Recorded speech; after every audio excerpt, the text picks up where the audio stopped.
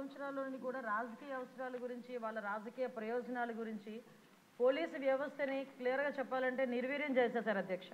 అంటే పోలీసు వ్యవస్థ, పోలీస్ డ్యూటీలు శాంతి భద్రతలు కాపాడుకోవాలి అన్న డ్యూటీలు తప్పించి ప్రతిపక్షాల నేతలు ఇంట్ల దగ్గర కాపలా కాయడానికో లేకపోతే వాళ్ళకి పరదాలు కట్టడానికో అంతవరకే వాళ్ళని ఉంచేసిన పరిస్థితి కూడా మనం చూస్తున్నాం.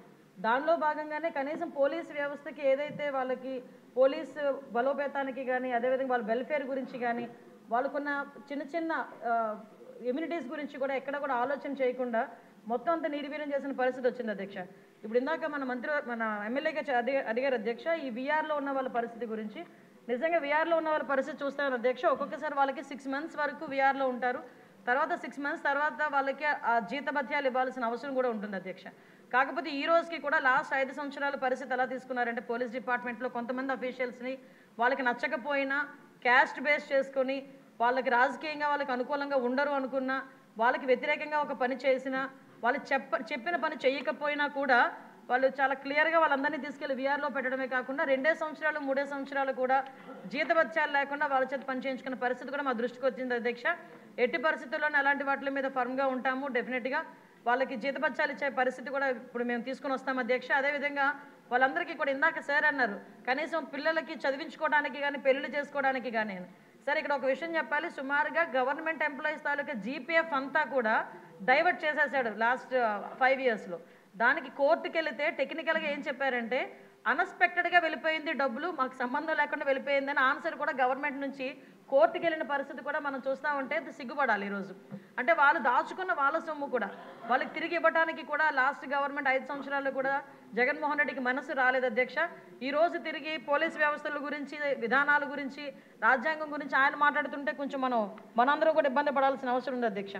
లాస్ట్ 5 years ఇంకోటి అధ్యక్ష, మనకి వెహికల్స్ గురించి కూడా ఇందాక చెప్పారు. వెహికల్స్ గురించి కూడా చాలా క్లియర్గా చెప్పాం. డెఫినెట్గా కొత్త వెహికల్స్ తీసుకోవడానికి గవర్నమెంట్కి ప్రతిపాదన పంపిస్తున్నాం అధ్యక్ష.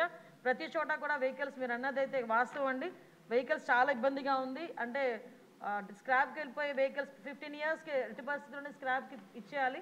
ఆ వెహికల్స్ అన్నీ కూడా చాలా ఉన్నాయి. ఇంచుమించు 50% మనకి కొరత అయితే ఉంది, దానికి కూడా అధిగమిస్తాం. అదేవిధంగా మనందరికీ కూడా 120 లీటర్ల గురించి చెప్పారు అధ్యక్ష. యాక్చువల్గా అయితే ఏజెన్సీ లెవెల్లో ఎక్కడైనా కంపల్సరీగా కావాలి అనుకుంటే కనుక మన డిపార్ట్మెంట్ నుంచి ఎస్పీ లెవెల్లో వాళ్ళకి డీజిల్ పెట్రోల్ ప్రొవైడ్ చేయొచ్చు. కానీ పరిస్థితి ఎందుకంటే రిస్ట్రిక్షన్ పెట్టారు, 120 liters అని రిస్ట్రిక్షన్ ఉంది. దాన్ని ఈరోజు ఒక 300 liters వరకు కూడా రిస్ట్రిక్షన్ని పెంచే క్రమంలో ముందుకెళ్తున్నాం అధ్యక్ష. అదేవిధంగా ఇప్పుడు మీరు అడిగారు అధ్యక్ష, మనకి ఏపీఎస్పీ నుంచి ఏఆర్కి వెళ్ళేదానికి కన్వర్షన్ లిస్ట్ కూడా రెడీగా ఉంది అధ్యక్ష. దీనికి అతి తొందరలోనే వాళ్ళందరికీ కూడా ఏపీఎస్పీ నుంచి ఏఆర్కి పంపించే ఏర్పాటు కూడా జరుగుతుంది.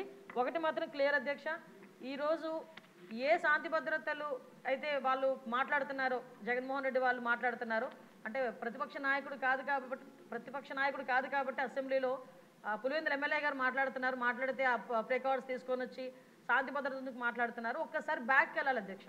శాంతి భద్రతల విషయంలో శాంతి భద్రతలను కాపాడుకోవడానికి అసలు పోలీస్ డిపార్ట్మెంట్కి వాళ్ళు ఏం చేశారు ఈ రోజుకి కూడా చాలా క్లియర్గా చెప్తున్నాం అధ్యక్ష. పోలీస్ డిపార్ట్మెంట్ని రాజకీయ అవసరాల గురించి కాకుండా ప్రజల భద్రత గురించి, శాంతి భద్రతల విషయంలోని కూడా మేము ముందుంటామని మనస్ఫూర్తిగా మీ అందరికీ కూడా తెలియజేసుకుంటున్నాను అధ్యక్ష. Next question 36